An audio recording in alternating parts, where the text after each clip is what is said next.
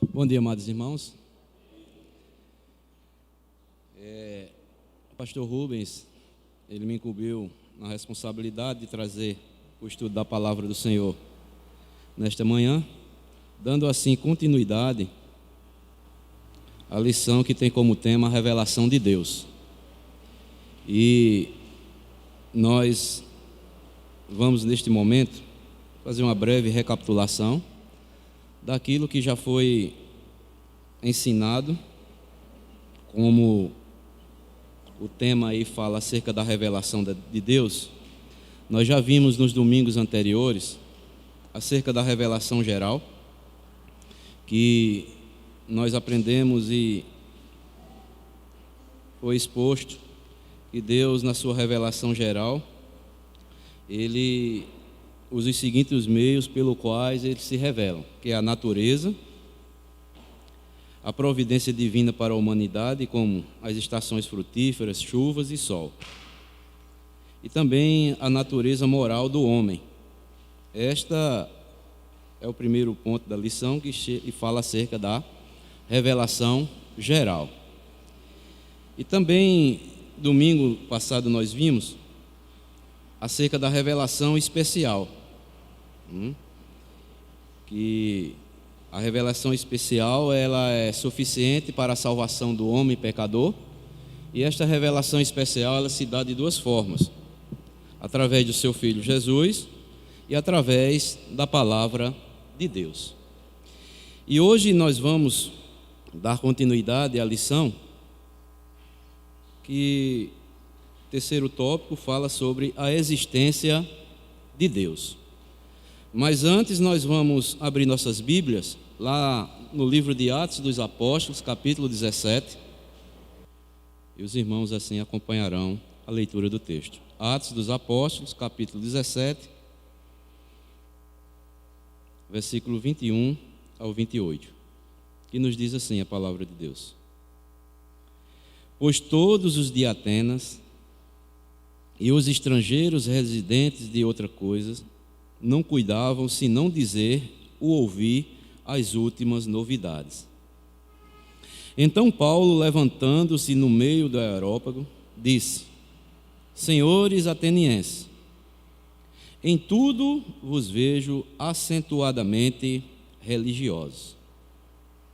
Porque passando e observando os objetos do vosso culto, encontrei também um altar no qual está escrito: ao Deus desconhecido. Pois esse que adorais sem conhecer é precisamente aquele que eu vos anuncio.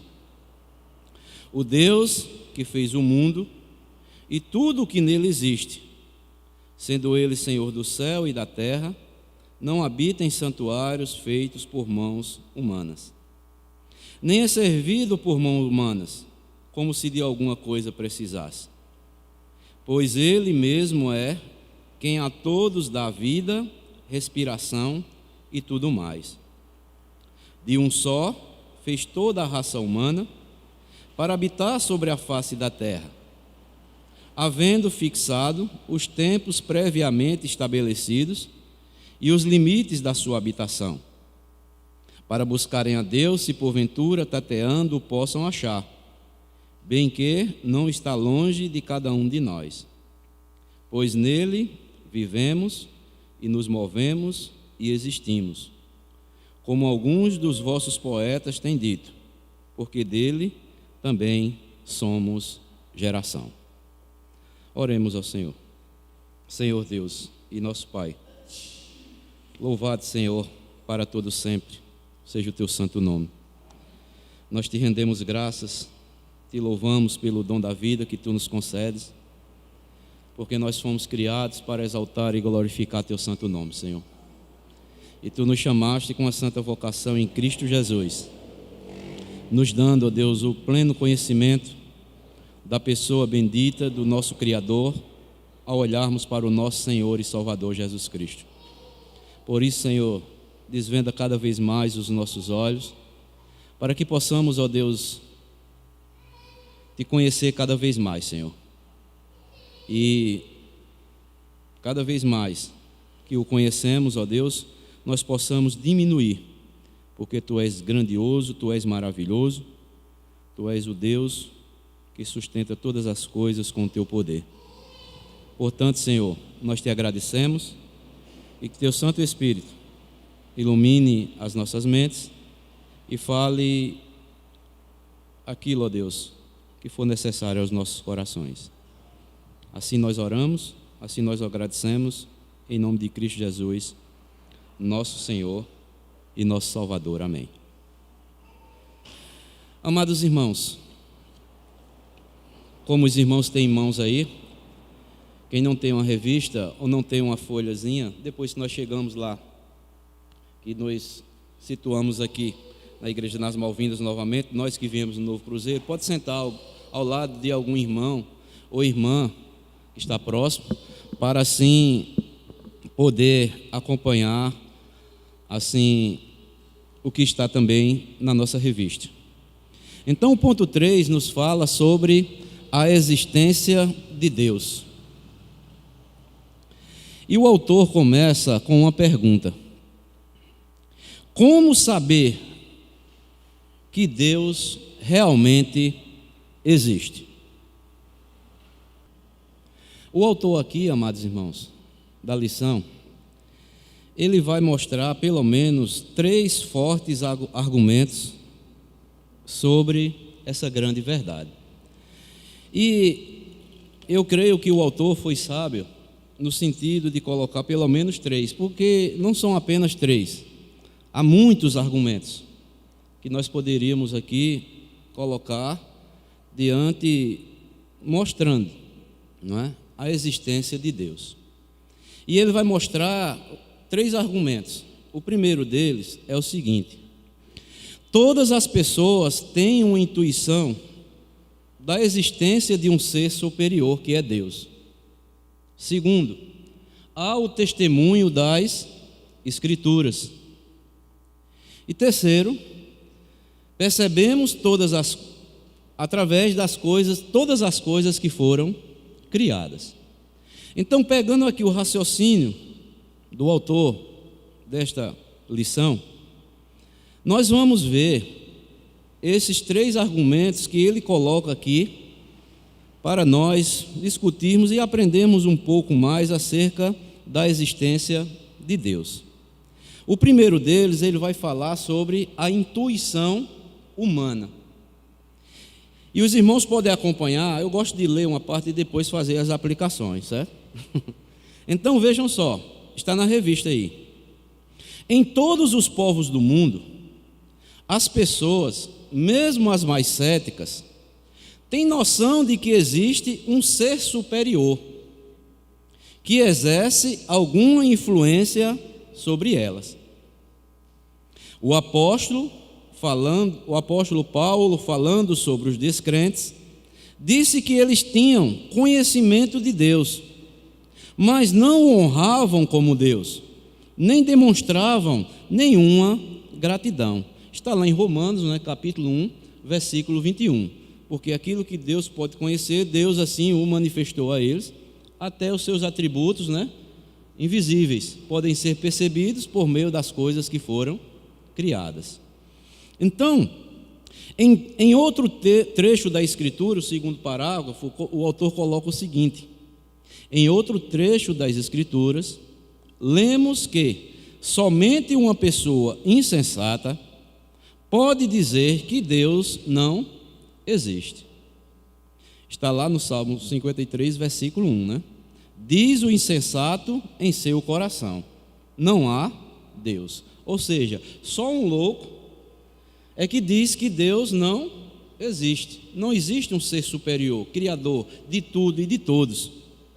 E ele faz uma afirmação aqui, o autor, interessante. É aqui onde nós vamos parar aqui um pouco, para nós meditarmos um pouco. Ele diz: qualquer pessoa com um mínimo de sensatez afirma que existe um Deus, ainda que não tenha conhecimento do Deus verdadeiro. Então vamos discutir aqui um pouco e ver nas Escrituras esta afirmação aqui que o autor da lição, ele coloca: qualquer pessoa com um mínimo de sensatez afirma que existe um Deus, ainda que não tenha conhecimento do Deus verdadeiro. E aí, o que é que os irmãos acham? Esta afirmação procede ou não procede? Então, amados irmãos, vejam só, eu tenho plena convicção de que o Criador, ele nos dá muitas evidências da sua existência. Ao contrário de muitos, nós não podemos provar ou tentar provar a existência de Deus em um laboratório, como muitos tentam provar. Por que isso? Um ser transcendente, como é Deus, não pode ser compreendido pela ciência. Deus transcende o nosso entendimento.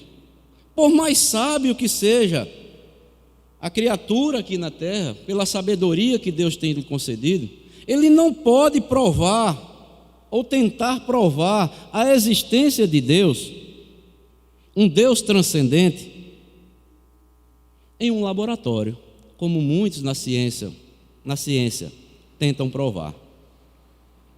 E eu lendo um dos artigos interessantes acerca da existência de Deus, conta que certa vez dois cientistas, um cristão e outro não cristão, não é? Estavam trabalhando juntos num laboratório, e este cristão ateu, né? Nós vamos chegar lá, chegou para o cientista cristão e fez uma pergunta para ele. E ele disse: você é um cristão, você adora o seu Deus, então nós somos cientistas, então você me prove que o seu Deus existe aqui dentro do laboratório, aí eu vou crer verdadeiramente se você me provar aqui dentro do laboratório. Então aquele cientista cristão, com muita sabedoria, chegou e disse para o seu amigo lá, que era cientista também: então vamos fazer o seguinte, você me pediu para que eu provasse o Deus pelo qual eu adoro, que é o nosso Criador, que fez todas as coisas. Você quer que eu prove que Ele existe aqui através da ciência, do nosso conhecimento. Mas eu vou lhe pedir uma coisa. Então vamos fazer o seguinte: se você me provar que Ele não existe aqui dentro do laboratório, talvez eu vá tentar provar que Ele existe. Então me prove primeiramente que Ele não existe, e talvez, ou nunca eu vou tentar provar que Deus existe, a existência de Deus apenas aqui dentro do laboratório. Então, amados irmãos, vejam só, alguém já disse o seguinte: para compreender um gênio, somente outro gênio. Para compreender Deus, em toda a sua essência, somente o próprio Deus. Mas Deus, o nosso Criador, Ele se manifestou de uma forma tal que todo homem, ele é indesculpável diante de Deus. Então o autor vai mostrar aqui que através da intuição humana, todos os seres humanos, eles têm convicção que existe um ser, um Criador, uma mente sábia que criou todas as coisas. E eu quero ligar a intuição humana também à nossa consciência. Há um texto que eu quero que os irmãos abram aí, suas Bíblias. Abram comigo aí em Romanos. Romanos capítulo 2, versículo 15. Que diz assim: Estes mostram a norma da lei gravada no seu coração, testemunhando-lhes também a consciência e os seus pensamentos, mutuamente acusando-se ou defendendo-se. Mas, pastor, o que é que tem a ver aqui a intuição humana? Eu quero falar sobre também a consciência humana. O apóstolo Paulo aqui, nós sabemos que foi um dos mais eruditos do seu tempo, que escreveu vários livros, ou mais livros do Novo Testamento. Ele afirma aqui que os pagãos que não tinham ouvido de Deus ou da sua lei, mostravam o quê? A obra da lei escrita em seus corações, testificando juntamente com a sua consciência e os seus pensamentos, quer acusando-os ou quer defendendo-os. Então, amados irmãos, Paulo afirma aqui que estes pagãos que nunca tinham ouvido a de Deus, homens que nunca aprenderam um padrão moral, mas tinham um senso comum do que era certo e do que era errado. Eu pergunto aos irmãos, todo ser humano, ele tem um senso comum do que é certo e do que é errado ou não? Embora não tenham poder para praticar aquilo que é certo ou deixar o que é errado, tem ou não? Tem.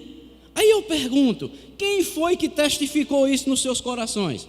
Pessoas muitas vezes ignorantes, que nunca aprenderam nada, nunca foram educadas, mas no fundo, dentro deles ou delas, elas têm o que? Essa noção do que é certo e do que é errado. Quem foi que lhes ensinou? A sua própria consciência. Diz ou tem uma noção daquilo que é certo ou do que é errado. E o que é a nossa consciência? Como podemos definir consciência? Podemos definir a consciência como a faculdade ou poder humano de aprovar ou condenar suas ações numa base moral. Então, meus amados irmãos, eu pergunto, você pegue um índio, está lá na sua tribo, com seus povos, eles têm as suas leis lá ou não? Eles têm a noção do que é certo e do que é errado? Eles têm. Mesmo tendo algumas, que muitas vezes são erradas. Como Paulo diz, acusando-se ou defendendo-se, mas em meio a essas leis, sempre vai ter algo que é certo. Eu pergunto, amados irmãos, tantas pessoas que não foram instruídas, talvez nunca foram educadas, essas pessoas sabem que é errado roubar ou não? Sabem ou não? Sabem o que é errado matar ou não? E tantas outras coisas. Todas as pessoas sabem ou têm noção do certo e do errado, porque a sua própria consciência fala isso para ele ou para ela. Então, amados irmãos, onde é que eu quero chegar? Se todas as pessoas pagãs, que nunca alguém chegou e falou do Evangelho, todas essas pessoas têm essa noção, esse senso comum do que é certo e do que é errado. A sua consciência informa que existe uma lei. E se existe uma lei, existe o quê? Um legislador. E quem é este legislador?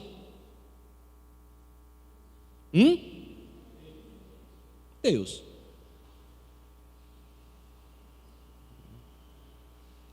Tem tantas pessoas, que eu nunca vi alguém dizer que queria morrer e ir para o inferno.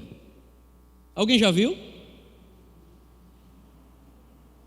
Mas por que as pessoas têm medo de ir para o inferno?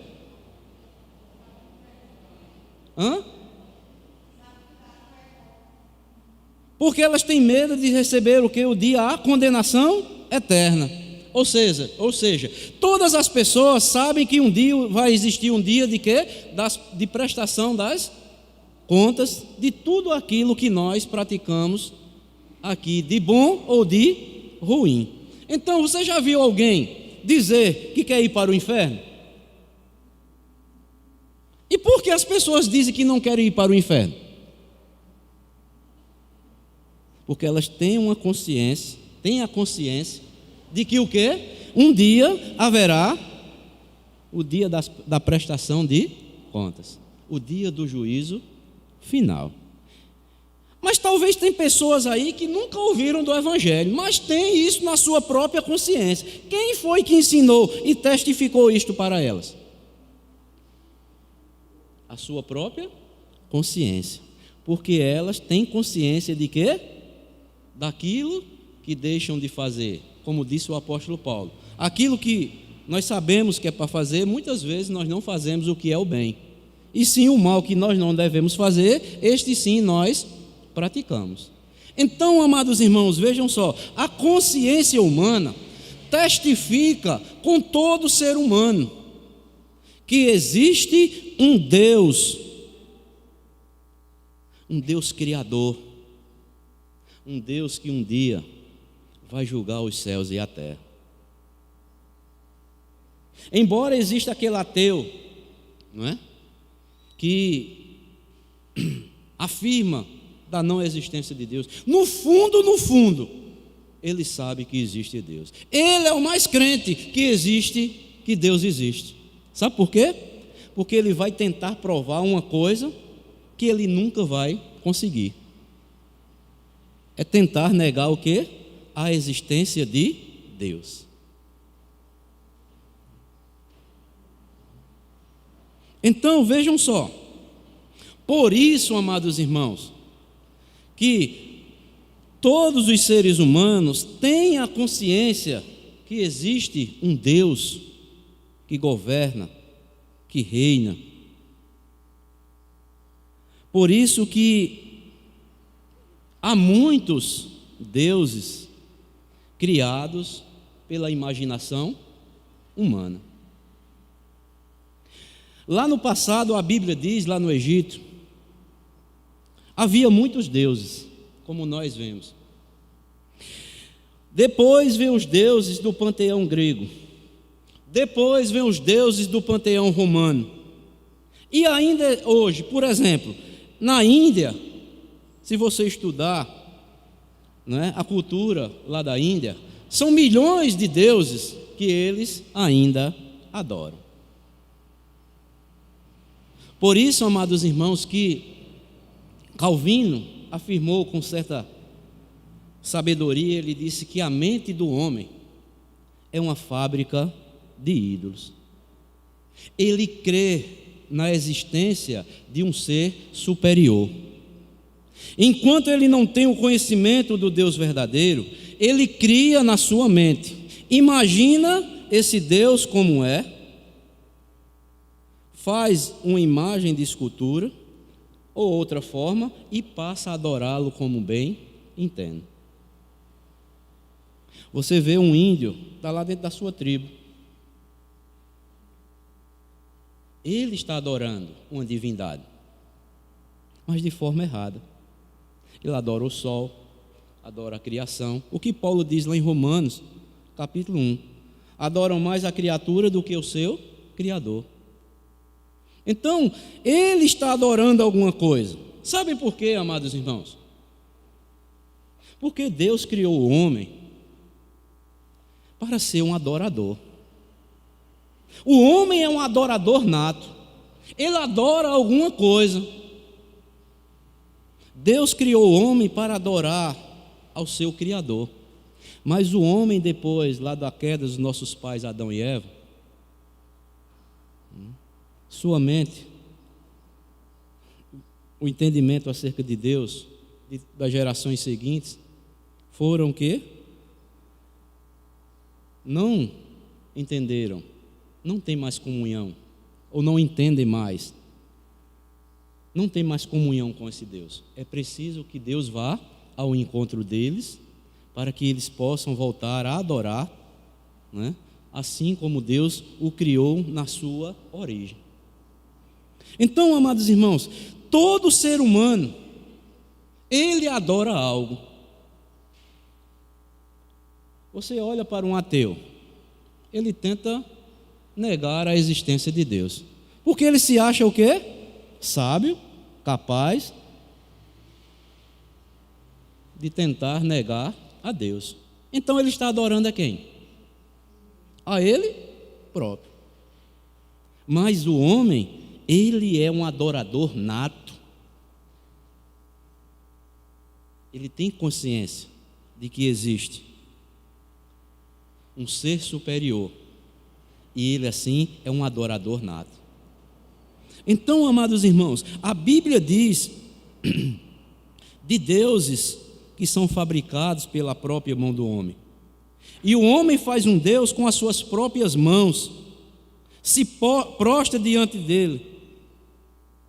Mas, diante de todos estes deuses, o texto que nós lemos lá em Atos, se os irmãos observarem, Paulo está onde? Lá em Atenas. Paulo entra no aerópago ali em Atenas, onde havia só filósofos, homens da sabedoria da época. Tinha vários altares. E ainda em meio a esses altares, tinha lá ao Deus desconhecido.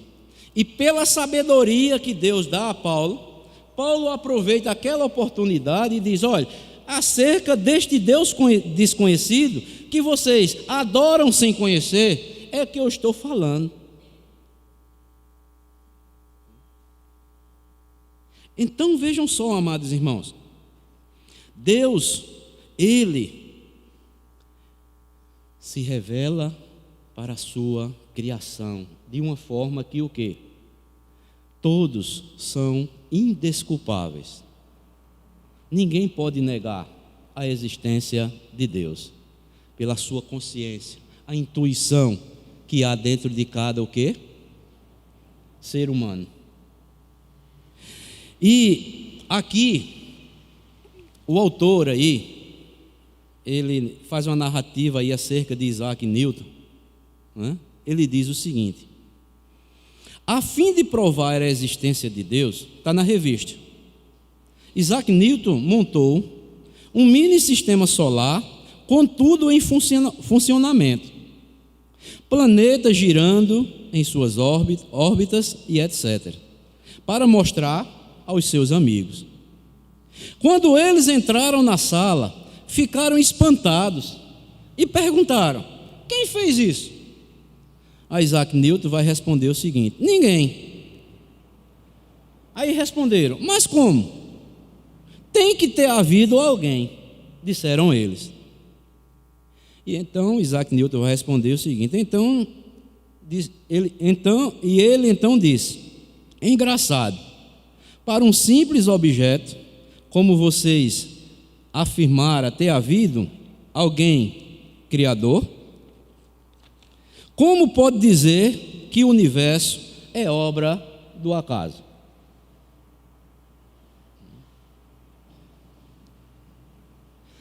Amados irmãos, o homem, o pecado,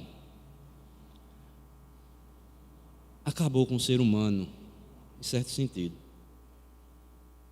de deixar de glorificar o quê? O seu Criador. Eu achei interessante aqui essa ilustração e a sabedoria dada por Deus a esse cientista aqui de fazer, né? Montar todo o sistema lá solar. E quando eles entraram, quem foi que fez isso? Ele disse: não foi ninguém não. Ele disse: como? Tem que ter alguém que fez. Ele disse: interessante, vocês, essa simples amostra que eu fiz aqui do sistema solar, vocês afirmam ter alguém que criou. E como é que todo este vasto universo foi obra do acaso?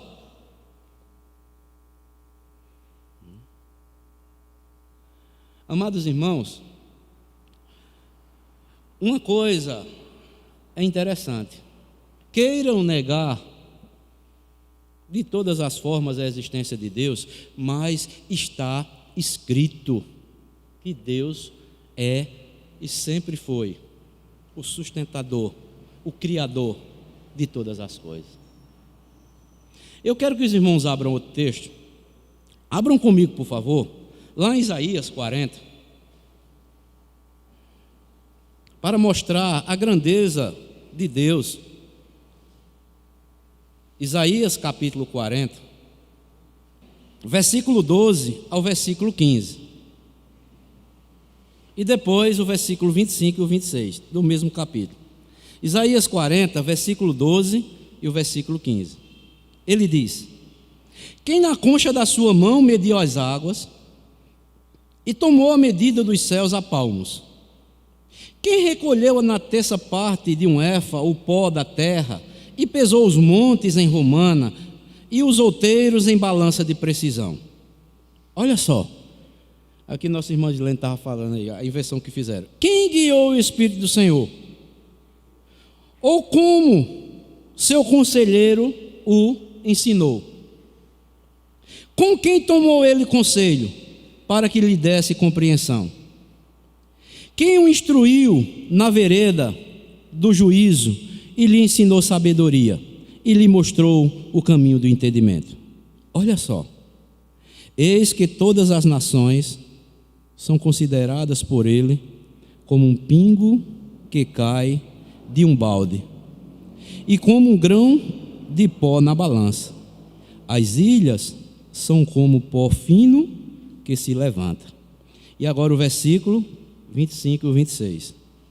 A quem, pois, me comparareis para que eu lhe seja igual? Diz o Santo. Levantai ao alto os olhos e vede. Quem criou estas coisas? Olha só. Aquele que faz sair o seu exército de estrelas. Olha só. Todas bem contadas, as quais ele chama pelo nome, por ser ele grande em força e forte em poder. Nenhuma só vem a faltar. Amados irmãos, Isaías aqui está falando da grandeza de Deus. E Deus, falando ao profeta Isaías, traz à memória, nossa memória, algumas verdades maravilhosas. Outro cientista, Albert Einstein, ele afirmou uma frase no seu diário, uma frase interessante.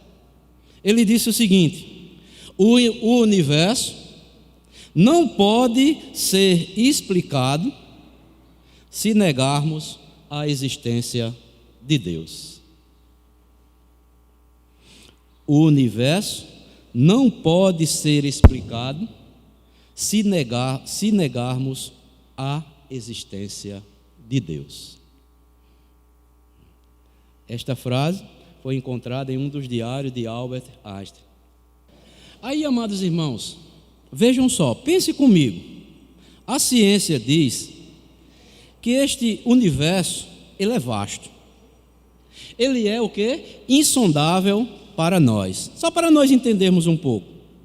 Que segundo os cientistas, possui mais de 93 bilhões de anos-luz de diâmetro.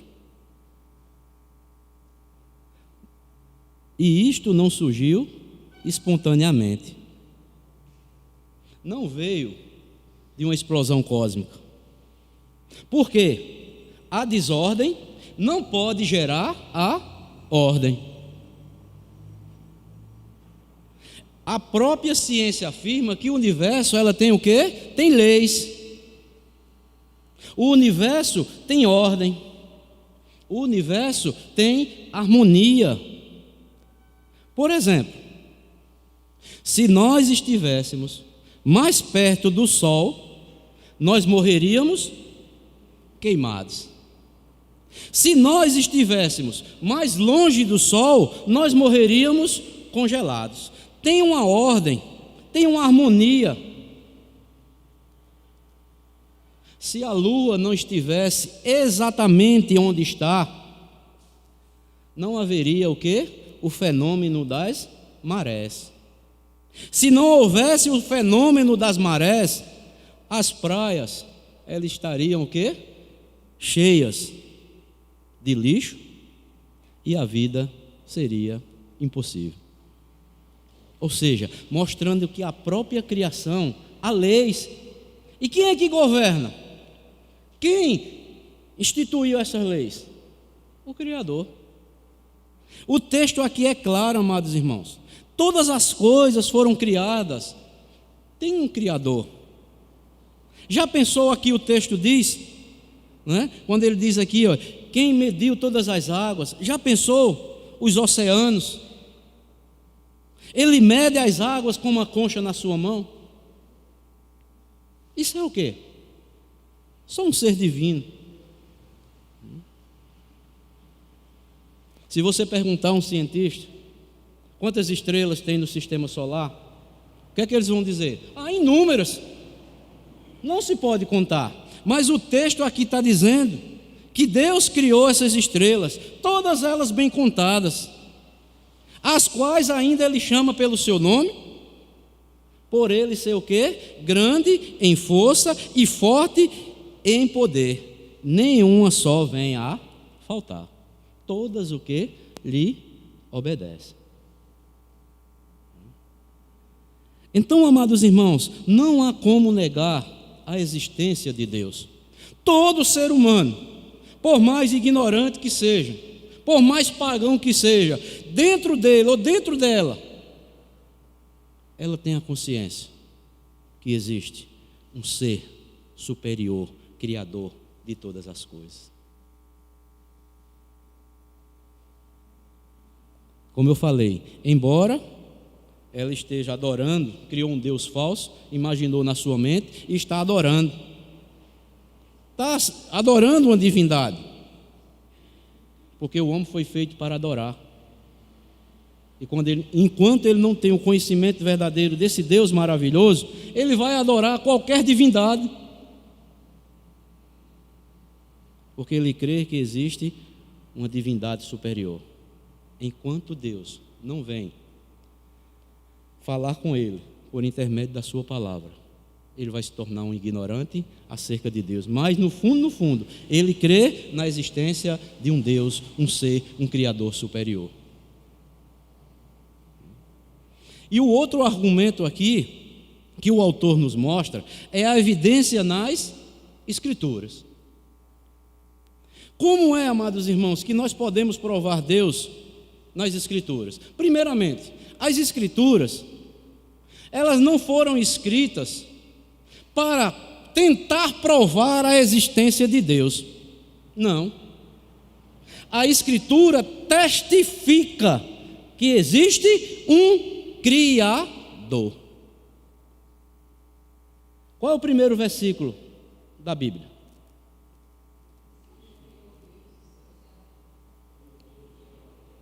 Já aí está tentando provar a sua existência? Não. Está o quê? Afirmando, testificando que existe um ser criador. E é interessante, amados irmãos, a Bíblia é uma coisa que nós temos em mãos, amados irmãos, e muitas vezes nós não valorizamos. O homem por si só, ele não poderia escrever este livro. Você sabia disso? Porque este livro é de autoria divina. Mas pastor, não foram homens que escreveram esse livro? Foi. Mas homens o quê? Inspirados pelo Espírito Santo. O homem por si só, jamais ele teria condição de escrever este livro por si só, por livre e espontânea vontade. Sabem por quê? Porque este livro, há coisas que o homem por si só, jamais ele escreveria.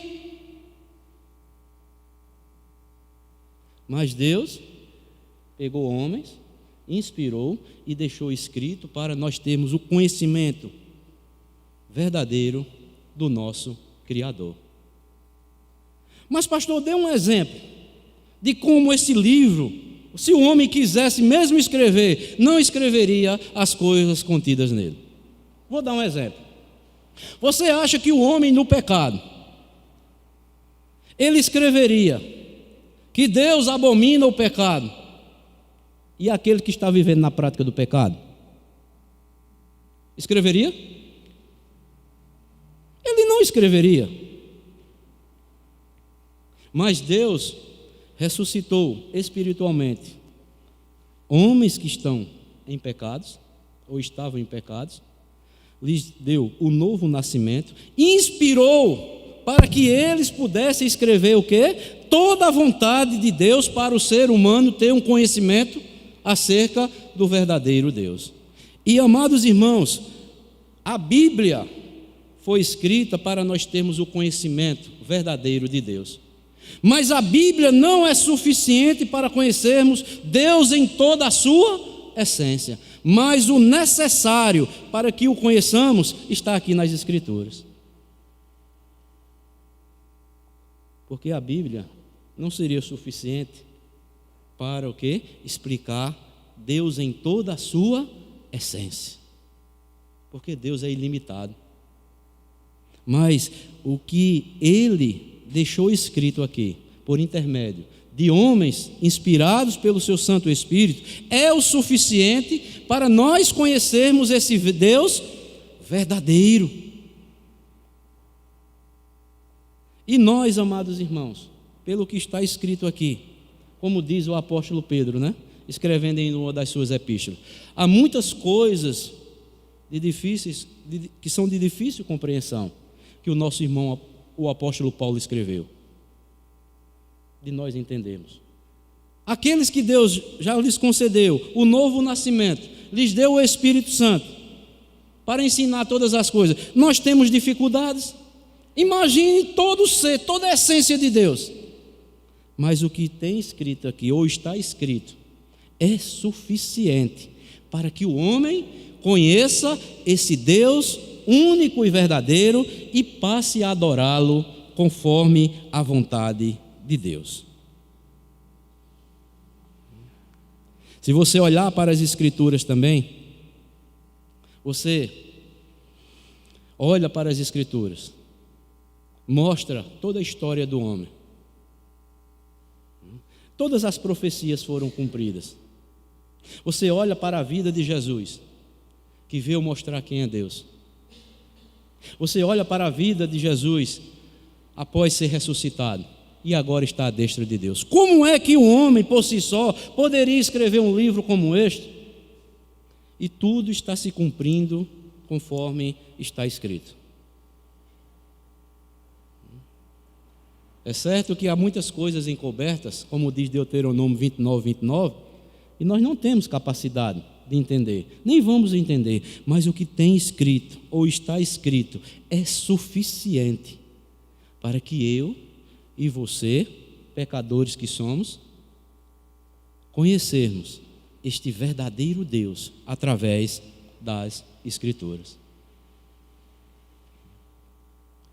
Eu lembro que, vou abrir um parênteses aqui, e pela graça de Deus, quando Deus me chamou para o Evangelho,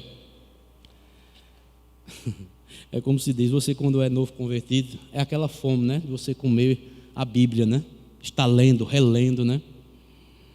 E eu, quando tinha um comércio lá no centro, eu na hora, quando, assim, meio-dia, mais ou menos, eu não perdia tempo, era lendo a Bíblia. Aí certa vez meu pai chegou para mim, ele chegou, mas rapaz, você está lendo esse livro de novo? Eu digo, estou, papai. Rapaz, os crentes fizeram uma lavagem cerebral em você, não foi? Aí eu disse, não, papai.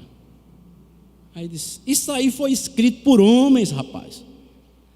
Eu disse, e eu creio que foi escrito por homens. Como é que você crê no negócio que foi escrito por homens? Aí eu disse, papai, eu vou fazer uma pergunta ao Senhor. Finalmente o Senhor crê em quê? Ele disse, eu creio em Deus, em Jesus Cristo e no Espírito Santo. Eu disse, graças a Deus que o Senhor ainda só crê nisso. Mas eu vou fazer uma pergunta ao Senhor. E como foi que o Senhor veio saber que existia Deus, o Espírito Santo e Jesus Cristo? Ele disse, pela Bíblia. Aí eu disse, mas o Senhor não está falando que foi escrito por homens? Olha a ignorância. Então, meus amados irmãos, é assim. Eu e você, eu mesmo, eu era assim. Eu não tinha o costume de ler a Bíblia. Eu não conhecia as Escrituras. Eu vou abrir aqui um parênteses e vou dizer, eu tinha ódio de crente. Eu odiava crente. Mas quando Deus me chamou, eu não pude resistir. E um culto na casa do meu tio Inácio, lá no Presidente Médici, foi o quê? 20 e poucos anos já, né? Ele já tinha me convidado 3 vezes para ir num culto de evangelismo. Quem estava pregando a palavra era o pastor Manuel. Ele me chamou, Inácio é meu tio, disse, vamos lá, é muito bom o estudo bíblico. Quero um negócio com crente. Você está nessa, Inácio? Eu não vou nessa, não. Foi indo. Mas no dia quando Deus chama, não tem quem resista.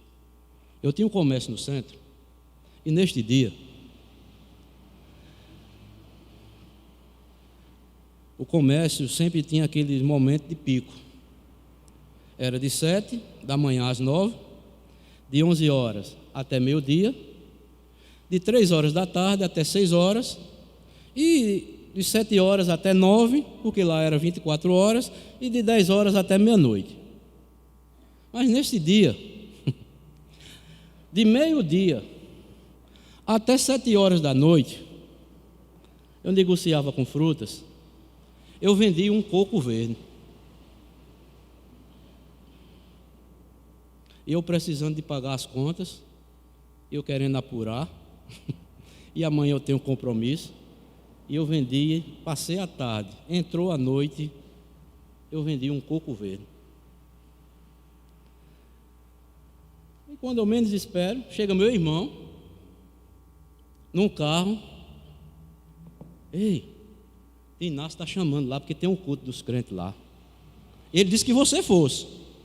Eu já estava com tanta raiva, por não ter apurado dinheiro, eu disse, sabe de uma coisa? Vamos fechar. Fechei, coloquei as grades. Eu vou para esse negócio de crente logo, porque vai acabar. Para acabar de estar me convidando para esse negócio de crente. Aí quando cheguei lá, a gente fica todo acanhado, né? Aí eu nunca esqueci. A primeira mensagem foi lá em João 3, mostrando a necessidade de nascer de novo. E eu caladinho ali, você fica tímido, né? Você está convicto que está errado. Eu disse, mas eu não vou dizer nada agora não. Mas só foi uma vez. E graças a Deus, vai perdurar por toda a eternidade. É assim, amados irmãos, Deus chama o pecador. E quando Deus nos mostra verdades na Bíblia, nós não podemos resistir. Porque a Bíblia diz, agindo eu, quem me impedirá? Quem é que pode? Então são coisas que nós devemos agradecer a Deus como igreja. De Deus ter o quê? Se revelado a mim e a você, mostrando a sua grandeza, o seu amor, mostrando a nossa cegueira, a nossa incredulidade e tantas outras coisas que nós andávamos nelas. Então, amados irmãos, é isto. As Escrituras, elas testificam que existe um Deus, e esse Deus é um Deus amoroso. Esse Deus não é um Deus vingativo como muitos falam. Nós estamos ainda vivendo dias, Deus está dando oportunidade ao pecador para que ele assim o conheça, se volte para ele e se torne um verdadeiro adorador desse Deus. E o autor vai mostrar também através do quê? Da natureza, da sua criação.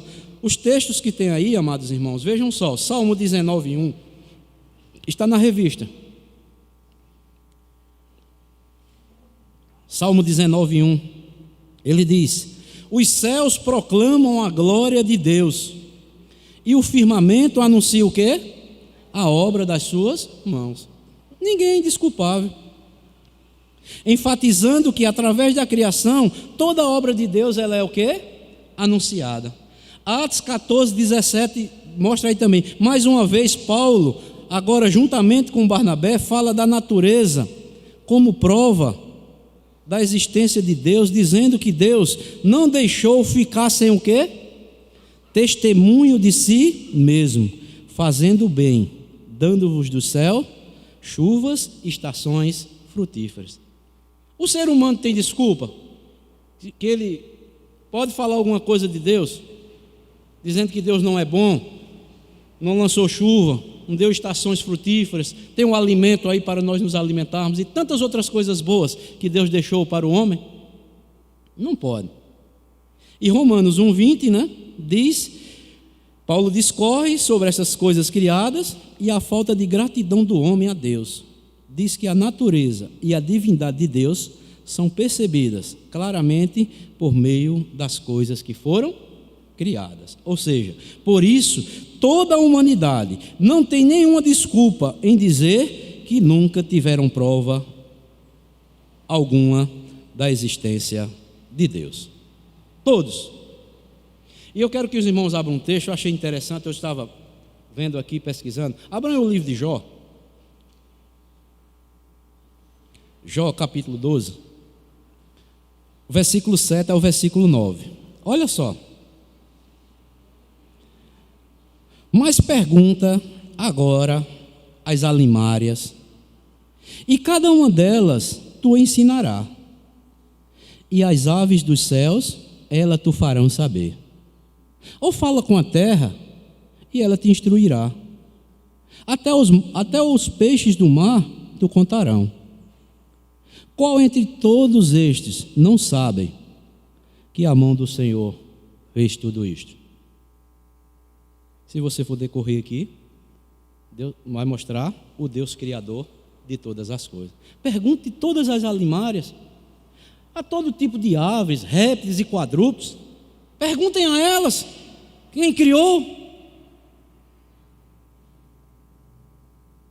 Se elas não me glorificam lá na terra. Então, meus amados irmãos, Deus, Ele se faz conhecer pela intuição humana, pela consciência humana, através das escrituras, da natureza. Mas, em último lugar, nós vamos ver o quarto tópico aí para nós concluirmos. O autor vai mostrar, vou ler aqui, vou ler esse palavrão que tem aí não, cognoscibilidade de Deus, não é? Ou seja, a possibilidade de se conhecer a Deus. Então, o autor diz o seguinte, olha, podemos dizer que Deus se revelou aos homens de maneira o quê? Progressiva. Quando uma pessoa entende a primeira revelação de Deus através da natureza, ela está dando o primeiro passo em direção a Deus. No entanto, isso não é o bastante. Ela precisa dar o segundo passo, que é acreditar na palavra de Deus. Crendo na palavra de Deus, ela estará bem perto de dar o último e definitivo passo para a sua salvação, que é crer em Jesus Cristo, o ponto máximo da revelação de Deus, como o único mediador entre Deus e os homens. O entendimento na primeira revelação de Deus, assim como crer na palavra, provém da graça de Deus e do seu Santo Espírito. Lemos em Romanos 1,19 que Deus quis se revelar por meio da criação. E em Mateus 11:27, Jesus nos diz que é através de sua pessoa que Deus é revelado ao homem. Deus não quis que somente a natureza o revelasse, pois o homem poderia interpretar erroneamente essa revelação, adorando a criatura em vez do Criador. Portanto, precisamos das Escrituras para interpretar corretamente a revelação geral, pois é somente através da palavra de Deus que alcançamos o verdadeiro conhecimento de sua pessoa. Apesar das Escrituras nos revelarem Deus, sem o terceiro passo, nunca teremos um conhecimento pleno de sua pessoa. Isso acontece porque somos seres limitados e pecadores, enquanto Deus é ilimitado e santo. Foi exatamente por isso que a revelação máxima de Deus, Jesus Cristo, veio a este mundo para pagar o preço dos nossos pecados. e mostrar-nos o quê? O Pai. Então, amados irmãos, louvado seja Deus, porque Deus, Ele tem se revelado a nós, pela nossa consciência, pelas coisas que foram criadas, pelas Escrituras e principalmente por intermédio do nosso Senhor e Salvador Jesus Cristo. E finalizo dizendo o seguinte: um conhecimento salvador e espiritual de Deus é a maior de todas as necessidades de cada criatura humana. Você pode ter o primeiro, consciência, a natureza, mas se não tiver das Escrituras e de Jesus Cristo, de nada vai aproveitar. Por quê? O conhecimento salvador e espiritual de Deus é a maior de todas as nossas necessidades. Porque é pela graça de Deus que Deus nos faz o quê? Ou nos torna conhecido a Ele. Por isso que Jeremias, no capítulo 9, versículo 23 e 24, diz: assim diz o Senhor, não se glorie o sábio na sua sabedoria, nem o forte na sua força, nem o rico nas suas riquezas. Olha só, mas o que se gloriar, glorie-se nisto, em me conhecer, olha só, e saber que eu sou Senhor, e faço misericórdia, juízo e justiça na terra, porque destas coisas me agrado, diz o Senhor. Deus se agrada quando nós temos o conhecimento verdadeiro dele. Glorie-se nisto, não na sua sabedoria, não na sua força, não na sua riqueza, mas o que se gloriar, glorie nisto, em me conhecer e saber que eu sou o Senhor. Eu faço misericórdia, eu exerço juízo, eu exerço justiça na terra, porque destas coisas me agrado, diz o Senhor. Deus se agrada quando nós conhecemos Ele verdadeiramente. E nos dias atuais, a igreja tem perdido o senso de majestade e sublimidade do glorioso Deus das Escrituras. Devemos, amados irmãos, continuar conhecendo mais e mais. Prossigamos, diz o profeta, em conhecer cada vez mais o Senhor. Crescermos na graça e no conhecimento do nosso Senhor e Salvador Jesus Cristo, como diz o apóstolo Pedro. E com certeza, Deus continuará fazendo, como sempre tem feito, proezas no meio da vida do seu povo. Então, esta é a ministração que eu trouxe para os irmãos nesta manhã e que compartilhamos até o momento. A afirmação de Agostinho, que ele disse que há um vazio no coração do homem que só pode ser preenchido quando ele verdadeiramente tem um encontro com Deus, e só Deus há de preencher o vazio que se encontra na alma deste homem. Por quê? Aí dizia Tomás de Aquino também, dizia que porque Deus é a causa primária sem ser causado. Ele é. Como eu falei, as Escrituras não tentam provar a existência de Deus, elas testificam que Deus é o nosso Criador e que Ele governa todas as coisas com o seu poder.